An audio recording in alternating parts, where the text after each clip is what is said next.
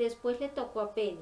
Ella también creyó que soñaba. No podía creer lo que el necroscopio le decía en necrolenguaje, pero fue un sueño del que él la despertó muy pronto. Cayó en sus brazos, llorando. Él la sacó del sótano, la llevó a su dormitorio, la tendió en la cama y le dijo que tratara de dormir. Imposible. En la casa había un loco que corría frenéticamente riendo y llorando al mismo tiempo. Trevor Jordan iba y venía, daba portazos, entraba en las habitaciones a la carrera, se detenía para palparse, para tocar a Harry, a Penny, y luego se echaba a reír otra vez. Reía como un poseso, como un loco, loco por estar vivo. A Penny le ocurrió otro tanto cuando se dio cuenta de la verdad, cuando creyó del todo. Durante 1 o 2 horas aquello fue una casa de locos. Quedarse en la cama. Se vistió con un pijama de Harry y una de sus camisas y se puso a bailar. Dio vueltas y vueltas a ritmo de vals, hizo piruetas. Harry se alegró de no tener vecinos. Finalmente se cansaron y a punto estuvieron de cansar también al necroscopio. Les preparó mucho café, tenían sed, tenían hambre, le invadieron la cocina, se lo comieron todo. De vez en cuando Jordan se ponía en pie de un salto, abrazaba a Harry hasta que éste creía que iba a romperle las costillas. Salía corriendo al jardín para sentir el sol y volvía a entrar a la carrera. Penny estaba en sollozos y lo llenaba de besos. Aquello lo hacía sentir bien, pero al mismo tiempo lo turbaba. En aquel momento no era digno de sus emociones. Y cuando llegó la tarde, Harry dijo: Penny, creo que ya te puedes ir a casa. Le había dado instrucciones sobre qué debía decir, que la policía había encontrado el cuerpo de alguien que se le parecía mucho, que había padecido de amnesia o algo así, y que no sabía dónde había estado hasta que se encontró en su calle, en su pueblo de North Yorkshire. Eso era todo, ni un detalle más. No debía mencionar ni siquiera en susurros el nombre de Harry Queo, el necroscopio. Apuntó en un papel sus medidas, viajó mediante el continuo de Mobius hasta Edimburgo, le compró ropa y esperó mientras la muchacha se vestía frenéticamente. Se había olvidado los zapatos, daba igual, iría descalza, iría desnuda si no quedaba más remedio. La acercó hasta su casa, solo interrumpió el salto en los ondulados páramos para hacerle una última advertencia, utilizando el continuo de Mobius, que era algo más en lo que no debería creer, y le advirtió: Penny, a partir de ahora las cosas serán normales para ti, y con el tiempo incluso puedes llegar a creer en esta historia que hemos pergeñado. Mejor para ti, para mí, para todos, si te la crees de verdad, y sin duda mejor para mí. Pero volverte a ver, se daba cuenta de lo que había vivido y de lo que iba a perder. Por primera vez se cuestionó si había salido ganando o perdiendo. Harry sacudió la cabeza y respondió: Penny, has de saber que en la vida de uno la gente va y viene. Siempre ha sido así. Y en la muerte me has prometido que te olvidarías de eso. No forma parte de nuestra historia. ¿De acuerdo? Después completaron el resto del salto hasta llegar a una esquina que la muchacha conocía de toda la vida. Adiós, Penny. Y cuando se volvió para mirar, de pequeña había seguido la segunda edición de las aventuras del llanero solitario. ¿Quién era ese hombre invisible?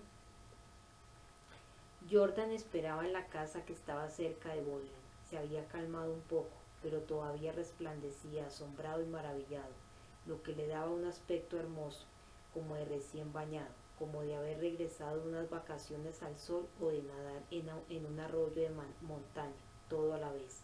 Harry, estoy preparado para cuando tú me digas. No tienes más que pedir por esa boca. No tienes que hacer nada, tan solo no dejarme fuera. Es todo. Quiero meterme en tu mente y aprender de ella. Como hizo Janus. Harry sacudió la cabeza. No, como hizo Janus, no. No te he traído de vuelta para hacerte daño, ni siquiera te he traído de vuelta por mí. Esto sigue dependiendo de ti. Si te disgusta la idea de que me meta en tu mente, me lo dices. Has de colaborar por voluntad propia. Palabras muy significativas. Jordan lo miró y respondió: no solo me has salvado la vida, sino que me la has devuelto.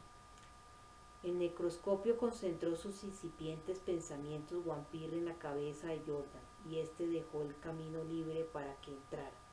Harry encontró lo que quería. Se parecía tanto al necrolenguaje que lo reconoció de inmediato. El mecanismo era sencillo, una parte de la psique humana, una actividad mental, aunque su funcionamiento era puramente físico. Una parte de la mente que la mayoría de la gente, no aprendía a utilizar. Los gemelos idénticos suelen poseer ese don porque provienen del mismo óvulo, pero descubrirlo no era lo mismo que hacerlo funcionar. Harry se retiró y dijo: te toca a ti. A Jordan le resultó fácil. Él ya era telépata. Miró dentro de la mente de Harry y encontró el gatillo que el necroscopio había imaginado para él. Solo hacía falta dispararlo. Después Harry podría apretar el mecanismo todas las veces que quisiera, como un interruptor. Inténtalo, dijo Jordan cuando se retiró. Harry se imaginó a Seg Fonel, una poderosa telépata por derecho propio, y la buscó con su nuevo don. Ella nadaba en las cálidas aguas azuladas del Mediterráneo, pescaba con arpón cerca de Zakynthos, donde vivía con Jas Simmons, su marido. Se encontraba a 6 metros de profundidad y tenía un pez en la mirilla, un salmonete estupendo que se movía cerca del fondo arenoso y se la comía con los ojos. Probando, dijo Harry con humor seco. Seg tragó agua salada por el tubo de su respirador, disparó el arpón y falló, tiró el arma y pataleó con fuerza para subir a la superficie, y allí se mantuvo a flote, tosiendo y escupiendo, mientras miraba sorprendida por todas partes. De pronto se le ocurrió que las palabras debían de proceder de su mente, pero aquella voz mental era inconfundible. Recuperó por fin el aliento y se concentró. Harry, y en su casa de Boyden a 2 kilómetros de distancia. Harry contestó: el mismo que viste y calza. Harry, eres telépata. Su confusión era completa. No era mi intención asustarte, Seg, solo quería averiguar hasta qué punto lo hacía bien. Pues estupendamente. Pude haberme ahogado. Una nadadora como Seg sería imposible que se ahogara. De repente la mujer retrocedió. El necroscopio supo que había sentido esa otra cosa que había en Harry Queb. Seg intentó excluirla de sus pensamientos, pero él pasó por alto su confusión y le dijo: tranquila, Seg, sé que sabes lo que me pasa. Creo que deberías saber que conmigo no será así. No pienso quedarme aquí, al menos no por mucho tiempo. Tengo que terminar un asunto y después me iré. ¿Volverás a ese lugar?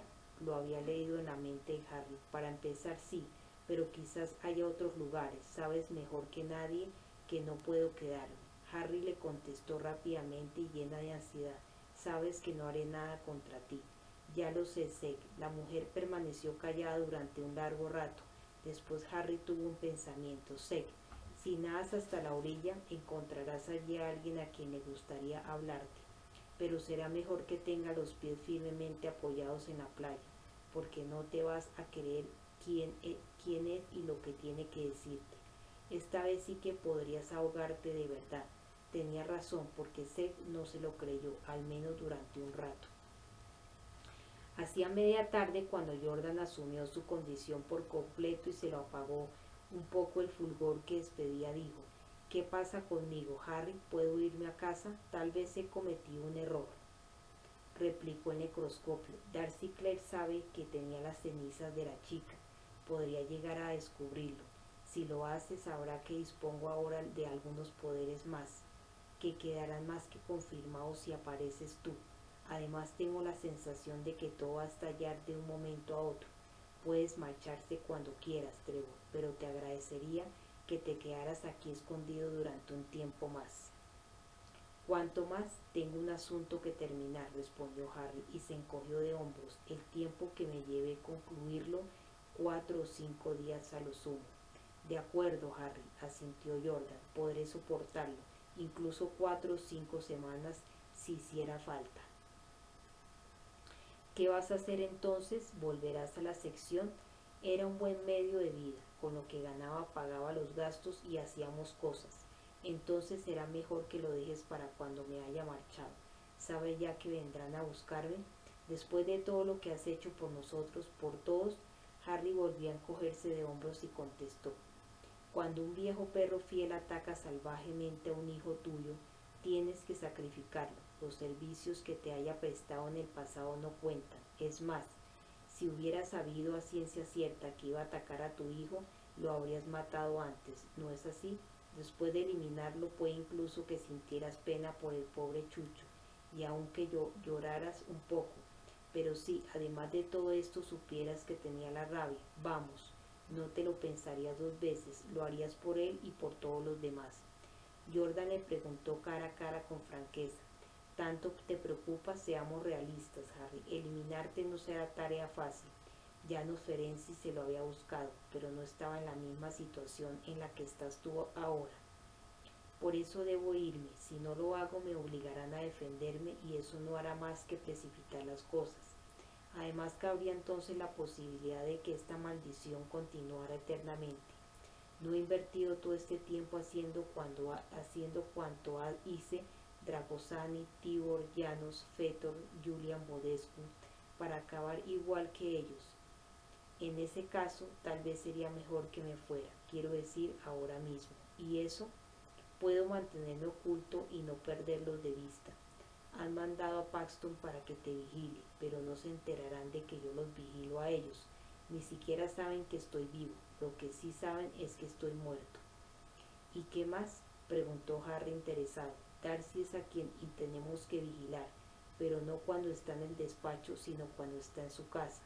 Sé dónde vive y cómo piensa. Pensará mucho en ti, por lo que eres y porque es un buen tipo, y en fin, porque le darás mucho en qué pensar, de manera que cuando todo parezca dispuesto para que se te echen encima, lo sabré y entonces me pondré en contacto contigo. ¿Harías eso por mí? Harry sabía que sí. ¿No estoy en deuda contigo? Harry asintió despacio y finalmente contestó. Es una buena idea. Muy bien. Te irás cuando haya oscurecido. Te llevaré en coche hasta Edimburgo y después seguirás solo. Y así hicieron. El necroscopio también siguió solo, pero no por mucho tiempo. Paxton regresó a la mañana siguiente. Su presencia le agrió el humor a Harry en un instante, pero se prometió que más tarde cogería la sartén por el mango y para variar echaría un vistazo en la mente de Paxton. La idea lo deleitaba, pero antes iría a ver a su madre para saber si tenía algo para él. El cielo estaba encapotado. Una vez apostado en la orilla, se subió el cuello del abrigo para protegerse de la llovizna fina y penetrante. Mamá, ¿has podido hacer algo? Harry, ¿eres tú, hijo? Su necrolenguaje era tan débil, sonaba tan lejano, que por un momento el necroscopio creyó que se trataba simplemente de la estática, de fondo, de los susurros de las huestes de los muertos que conversaban en sus tumbas. Sí, mamá, soy yo, pero te oigo como si estuviera sumamente débil. Ya lo sé, hijo, contestó ella desde muy lejos. Como a ti me queda muy poco tiempo, al menos en este lugar. Todo se desvanece, todo. ¿Querías algo, Harry? Parecía muy débil y delirante. Mamá, fue paciente con ella. Como en los viejos tiempos, como últimamente he tenido ciertos problemas con los muertos, habías quedado en que me echarías una mano y que tratarías de que mostraran un poco menos reacios contigo. Me refiero a esas chicas que asesinaron. Me pediste que te diera tiempo y que volviera aquí a verte, por eso he venido. Todavía necesito esta información, mamá. Chicas asesinadas, repitió vagamente. Harry notó entonces que de pronto su madre concentraba su atención y que su necrolenguaje sonaba más claro en su propia mente. Ah, sí, esas pobres chicas que asesinaron, esas inocentes, aunque la verdad no todas eran inocentes, Harry. Por lo que a mí respecta lo eran, mamá, para mis fines lo eran. ¿Pero a qué te refieres? Verás, la mayoría de ellas se negó a hablar conmigo, respondió. Al parecer ya las habían advertido sobre ti. Cuando se trata de vampiros, los muertos no son muy clementes. Harry, una de las que sí quiso hablarme fue la primera de las víctimas, pero de inocente no tenía ni un pelo. Era prostituta, hijo, con boca y mente de letrina, pero se mostró dispuesta a hablar de aquello y me dijo que no le importaría hablar contigo. En realidad, dijo más que eso. Ah, sí, sí, dijo que era que para ella sería una bonita novedad dedicarse a hablar, simplemente a hablar con un hombre. La madre de Harry parecía escandalizada. ¿Y qué joven era una cría? Mamá, he de marcharme, iré a ver a esa chica muy pronto, pero te estás debilitando tanto que no sé si podremos volver a hablar. Por eso he pensado que debía decirte ahora mismo lo que has sido la mejor madre que nadie pudo haber tenido y tú has sido el mejor de los hijos, Harry, lo interrumpió. Pero escúchame, no llores por mí y te prometo que no lloraré por ti. He vivido una buena vida, hijo, y a pesar de la muerte cruel que tuve, no he sido del todo desdichada en mi tumba. Harry, a ti te debo la felicidad que encontré y te debo también lo que en este lugar se considera felicidad, que los muertos ya no se fían de ti, bueno, pues ellos se lo pierden. Le lanzó un beso y le dijo, perdí muchas cosas cuando te apartaron de mí, pero claro, tú perdiste muchas más. Espero que haya un lugar más allá de la muerte, mamá, y que puedas alcanzarlo. Harry, una cosa más. Su voz se desvanecía muy deprisa, tuvo que concentrarse al máximo para no perder su necrolenguaje. Sobre Auguste Ferdinand. Auguste Ferdi sobre Mobius, Harry recordó su última conversación con el gran matemático. Ah, exclamó y se mordió el labio. Bueno, verás, ocurre que es posible que haya ofendido a Mobius, mamá, sin darme cuenta, ¿entiendes? En esa ocasión no era el mismo de siempre. Eso mismo me dijo él, hijo, también me dijo que no volvería a hablar contigo. Ah, dijo Harry, un tanto caído. Mobius había sido uno de sus mejores amigos, uno de los más íntimos, lo comprendo. No, no lo comprendes, Harry, replicó su madre. No volverá a hablar contigo porque ya no estará allí. Quiero decir aquí, él también tiene que irse a otra parte, o al menos eso cree él. De todos modos me habló de un montón de cosas que no entendí muy bien. El espacio y del espacio-tiempo, de universos, de luz en forma de cono. Creo que eso es más o menos todo. Me dijo también que tu racionamiento dejaba sin resolver una cuestión muy importante. Ah, sí, sí, la cuestión del tino de Mobius mismo. Dijo, ¿crees saber qué dijo, era mente. Se estaba desintegrando y su necrolenguaje llegaba muy entrecortado. Harry sabía que aquella sería la última vez. Mamá estaba inquieto. Mobius dijo, era la mente, Harry. La mente, mamá, ¿has dicho la mente? La mujer intentó contestar, pero no pudo. Lo único que logró transmitir fue unos susurros débiles y muy lejanos. Harry, Harry, y se hizo el silencio. Paxton había leído los archivos de los casos del necroscopio y sabía bastante sobre él. A las personas de creencias más mundanas gran parte de esas cosas les habrían resultado increíbles, pero Paxton no era de esas personas. Desde la orilla opuesta vigilaba a Harry con un par de prismáticos y pensó, vaya tío más raro, está hablando con su madre, una mujer que lleva muerta un cuarto de siglo y que hace la tira que se ha convertido en barro. Dios santo, y después dicen que la telepatía es una cosa rara. Harry lo oyó y supo que había estado escuchando la conversación que había mantenido con su madre, al menos lo que Harry había dicho. Se sintió furioso, pero era una furia fría, no como la de la otra noche. Volvió a recordar el consejo de Feto, que entrará en tu mente, penetra tú en la suya. Paxton vio que el necroscopio se ocultaba detrás de un arbusto y esperó a que saliera por el otro lado, pero no lo hizo. ¿Estará orinando?, se preguntó el PS. En realidad no, dijo Harry en voz baja justo detrás de él, pero cuando lo haga me gustaría que fuera en la intimidad. ¿Qué? El espía mental se volvió velozmente, tropezó, retrocedió a trompicones hasta la orilla del río. Harry tendió una mano y lo aferró de la chaqueta. Lo aguantó y lanzó una sonrisa que no tenía nada de alegre. Lo miró de arriba abajo, era un hombre delgado, pequeño, con aspecto ajado, que tendría unos 20 años, con cara y ojos de comadreja. Sus capacidades telepáticas debían de ser la forma en que la vieja madre naturaleza pretendía compensar aquella serie de deficiencias. Paxton susurró Harry con una suavidad peligrosa, exhalando un aliento cálido como si en lugar de provenir de sus pulmones saliera de un fuelle caliente. Eres una pulga mental asquerosa y rastrera.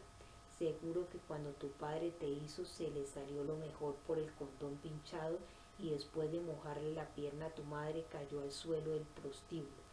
Eres un cabrón hijo de puta que invade mi territorio, me pisotea y me provoca urticaria. Tengo todo el derecho de este mundo a ponerte en vereda. ¿No estás de acuerdo? Paxton boqueó como un pez recién sacado del agua, y cuando por fin recuperó el aliento y el valor contestó: me limito a hacer mi trabajo, es todo. Lanzó un gritito y trató de soltarse, pero el necroscopio lo mantenía agarrado delante de él con mucha firmeza, aunque no daba la impresión de hacer fuerza. ¿Qué haces tu trabajo?, repitió Harry. ¿Para quién basura? Es asunto tuyo, comenzó a decir Paxton. Harry lo sacudió, le lanzó una mirada colérica y por primera vez el PS notó que un leve resplandor rojo se le colaba por las gruesas lentes de las gafas oscuras, coloreaba las demacradas mejillas del necroscopio, una colérica luz roja en sus ojos. ¿Para la sección PS?, preguntó Harry en voz tan baja y cavernosa que más bien pareció un gruñido. Sí.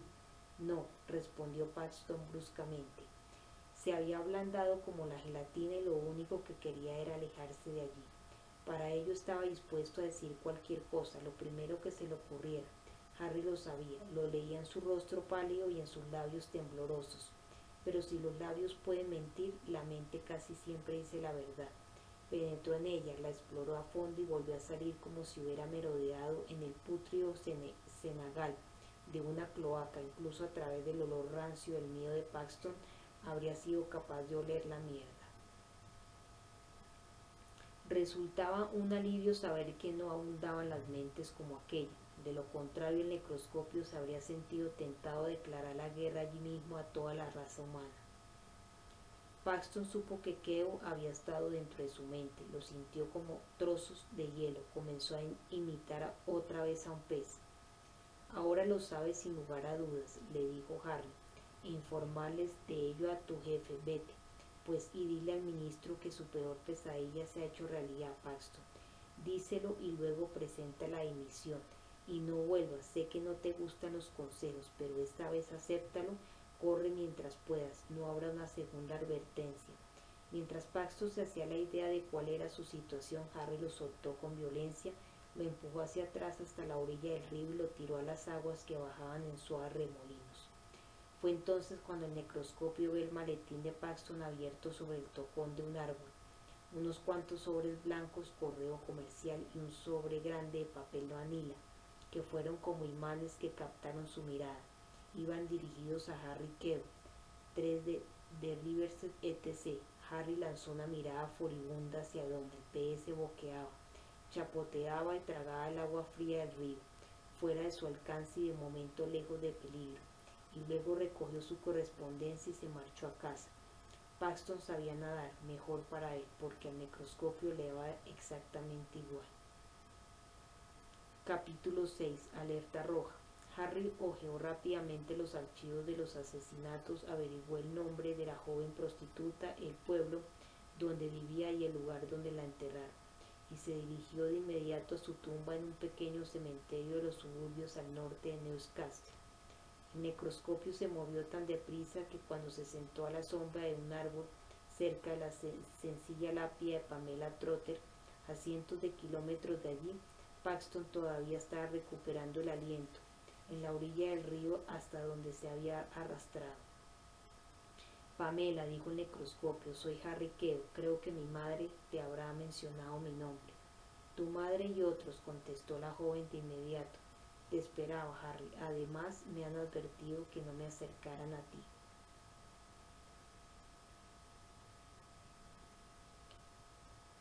Harry asintió, quizá con pesar. Mi reputación se ha resentido un poco últimamente, ¿para qué engañarte? La mía sufrió un montón, respondió ella con una risita ahogada.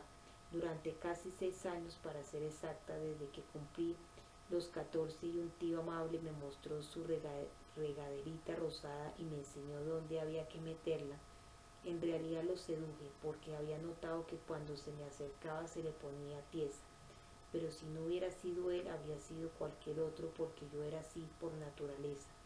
Nos hartamos de jugar hasta que un buen día su mujer nos pescó y en plena función, vieja foca celosa, me había montado encima de él y estaba venga a empujar cuando entró ella. Él me la sacó a toda prisa, pero ya estaba demasiado a punto y cuando se corrió cayó todo en la alfombra. Creo que la tía llevaba mucho sin verlo soltar el chorro y seguro que nunca de aquella manera. Ahora que lo pienso, creo que él tampoco, al menos antes de que yo apareciera. Pero a mí me gustaba de todas las maneras. Es una gran ayuda cuando disfrutas con tu trabajo. Harry permaneció callado durante un momento. Estaba sorprendido, estupefacto, incluso no sabía muy bien qué contestar. ¿No te ha dicho tu madre que era una zorra, un pendón, una puta? No había una amargura en ella, ni siquiera demasiado tristeza, y a Harry le cayó bien por eso. Sí, más o menos, respondió al cabo de un rato. No creo que eso importe demasiado. A estas alturas allá abajo debe de haber muchas de vosotras. La muchacha lanzó una sonora carcajada y a Harry le cayó todavía mejor. El oficio más antiguo del mundo, dijo, pero una noche, hace casi 8 semanas, el cliente te salió rana, ¿no? Presentía que con ella podía ir al grano. El aire de indiferencia de la muchacha desapareció por completo. No fue así como ocurrió, dijo. Yo no fui a buscarlo, de todos modos no quería de eso de mí, al menos no de ese modo. Era solo una suposición, se apresuró a aclarar Harry. No quería ofenderte y tampoco pretendo sacar a relucir recuerdos desagradables, pero no sé cómo voy a encontrar a ese tipo si nadie puede contarme nada de él. No sabes cómo me gustaría que le dieran su merecido, Harry, le contestó, y si puedo ayudarte lo haré. Solo espero recordar lo suficiente, es todo. No lo sabrás hasta que no lo hayas intentado. ¿Por dónde quieres que empiece? Primero muéstrame cómo eras o cómo creías que eras. Le pidió. Sabía muy bien que los muertos conservaban imágenes de sí mismos como si estuvieran vivos, y quería tratar de establecer alguna comparación con Penny Sanderson. En pocas palabras, quería saber si el nigromante al que perseguía seguía algún tipo de pauta. De la mente de la muchacha recibió de inmediato la imagen de una morena en minifalda alta de ojos oscuros con los pechos ligeramente bamboleantes sin sujetador, debajo de una blusa de seda azul y un trasero bien proporcionado. Pero en la imagen no había nada que denotara carácter, nada que sugiriera cualidades mentales o de personalidad. Era todo sensual, cargado de sexualidad, lo cual no encajaba con sus primeras impresiones. ¿Y qué tal era? Muy atractiva, respondió, pero creo que te cotizas un poco bajo. Con frecuencia convino, pero sin la acostumbrada carcajada. Después suspiró, algo que Harry estaba acostumbrado a oír en los muertos. Era su manera de manifestar que comprendían que habían agotado su tiempo y que éste jamás volvería. Pero enseguida se alegró, y aquí me tienes, hablando con un hombre, y por primera vez no me pregunto qué llevará en los pantalones, en la parte delantera y en el bolsillo trasero.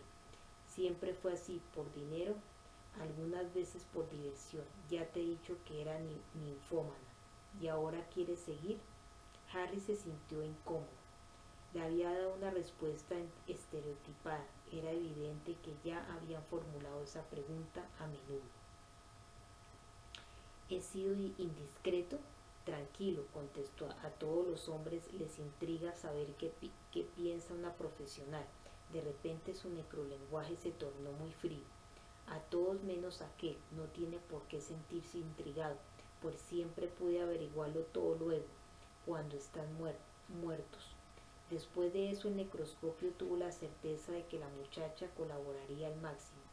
Cuéntame, le pidió, y así lo hizo.